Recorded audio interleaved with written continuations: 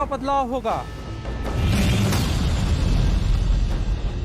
पाकिस्तान के लिए सेना की जासूसी करने वाले दो गद्दारों को दिल्ली पुलिस की क्राइम ब्रांच ने गिरफ्तार किया है। पकड़े गए दोनों आरोपियों में एक सेना में नायक है, जबकि दूसरा सेना को सब्जी सप्लाई करने वाला ठेकेदार है। पकड़े गए दोनों आरोपियों की गिरफ्तारी के बाद पैसे लेकर आईएसआई को गोपनीय जानकारी देने के एक बड़े नेटवर्क का पर्दाफाश हुआ है। इस पूरे मामले में पाकिस्तानी दूतावास भी भारतीय एजेंसियों के रडार पर है।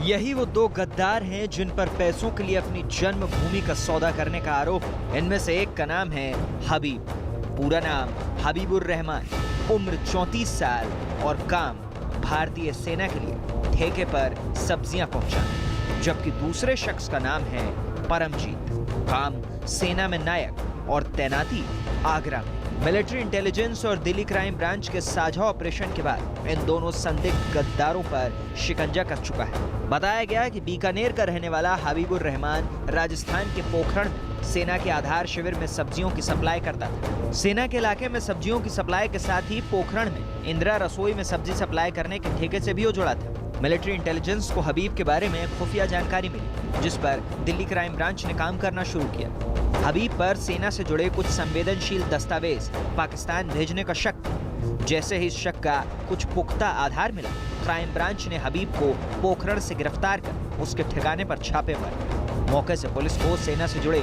कई संवेदनशील दस्तावेज मिले। गिरफ्तारी के बाद जब सर्च ली गई तो हमने पाया कि उसके पास कुछ ऐसे दस्तावेज मौजूद थे जो कि डिफेंस स्टैब्लिशमेंट्स की लोकेशंस के बारे में हैं, उनकी कुछ सेंसिटिव इंटेलिजेंस रिलेटेड इनपुट्स हैं, इस तरह के कुछ इंपॉर्टेंट दस्तावेज जो कि क्लासिफाइड हैं और सीक्रेट नेचर की हैं। हबीब की गिरफ्तारी से जासूसी नेटवर्क का अहम किरदार पुलिस के हाथ लग चुका था।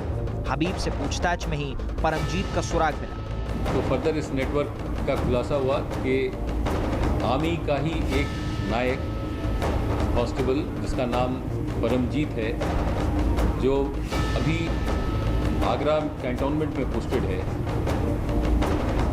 वो इसका लिंक मैन था। बताया गया कि हबीब आईएसआई के लिए करीब 4 साल से काम कर रहा था। हबीब की परमजीत से पहली मुलाकात पोखरण में ही हुई थी। हबीब ने ही परमजीत को पैसों का लालच देकर सेना की गोपनीय और अति संवेदनशील जानकारी हासिल करने के लिए कहा था। परमजीत पैसों के लालच में आकर इस काम के लिए तैयार भी हो गया। परमजीत की पोखरण के बाद सेना की एक बेहद ही गोपनीय यूनिट में जब पदस्थापना हुई, तब भी वो सेना से जुड़ी गोपनीय जानकारियां हबीब के जरिए आईएसआई को मुहैया करा रहा था। दिल्ली पुलिस का दावा है कि गोपनीय दस्तावेज देने के एवज में परमजीत को अब तक करीब 9 लाख रुपए मिल चुके हैं। इनमें से कुछ रकम हवाला के जरिए मिली, जबकि कुछ उसके खाते में सीधे आए।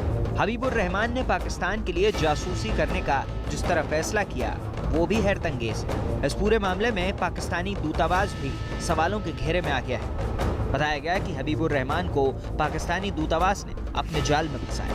हबीबुर रहमान के कुछ रिश्तेदार पाकिस्तान के सिंध में रहते हैं। पाकिस्तान जाने के लिए उसे वीजा की जरूरत थी। आरोप है कि पाकिस्तान दूतावास ने उसके सामने वीजा के लिए एक शर्त रखी, जिसके मुताबिक उसे गोपनीय जानकारी पाकिस्तानी खुफिया एजेंसी आईएसआई को मुहैया करानी थी। यहीं से सिलसिला शुरू हुआ। बाद में हबीब जब पाकिस्तान पहुंचा तो वहां उसके संपर्क में आईएसआई और दूसरी एजेंसी के लोग आए। हबीबुर के कुछ रिश्तेदार सिंध प्रोविंस पाकिस्तान में रहते हैं और ये पहले पाकिस्तान ट्रैवल कर चुका है। उसी दौरान ये वहाँ के कुछ एजेंसी के हैंडलर्स के टच में आया है और उसके बाद उसने इस तरह की गतिविधियों में भाग लेना शुरू किया है। हबीब के पास से जो दस्तावेज मिले हैं उनमें से कई बेहद गोपनीय है। आगरा में सेना की बेहद गोपनीय ऑपरेशनल यूनिट में तैनात परमजीत के इससे तार जुड़े हैं। हबीब के पास से कुछ गोपनीय नक्शे, ऑपरेशनल प्लान से जुड़ी कुछ अहम जानकारियां और सेना की गोपनीय चिट्ठियां मिली हैं। हबीब के पास से एक से ज्यादा मोबाइल फोन भी मिले। हबीब यहां से मिली जानकारियों को व्हाट्सएप के जरिए भी पाकिस्तान भेजा करता था। पुलिस को शक है कि जासूसी के इस जाल में सेना से जुड़े कुछ और लोग शामिल हो सकते हैं और इन पर जल्द शिकंजा कस सकता है। इन दोनों को जो इनके हैंडलर्स हैं उनके माध्यम से कुछ पैसे पहुंचाए गए। अब इससे आगे की तफ्तीश जो है अभी क्राइम ब्रांच कर रही है। आगे ये कड़ी कहां तक पहुंचेगी इसके बारे में अभी कुछ नहीं कहा जा सकता, बिकॉज ये अभी तफ्तीश का मामला है। दिल्ली पुलिस की क्राइम ब्रांच ने जासूसी के जिस नेटवर्क का पर्दाफाश किया उसके तार पाकिस्तानी दूतावास से भी जुड़ते नजर आ रहे हैं। जाहिर तौर पर यह मामला बेहद ही संवेदनशील है और पाकिस्तानी दूतावास एक बार फिर से सवालों के घेरे में है। लेकिन जिस तरह से देश की रक्षा करने वालों ने ही देश के साथ गद्दारी की है, इस पर क्या कहा जाए। इस मामले में जिस तरह से मिलिट्री इंटेलिजेंस और दिल्ली पुलिस की क्राइम ब्रांच की तफ्तीश आगे बढ़ रही है, देश के कई गद्दारों के चेहरे भी बेनकाब होने वाले हैं।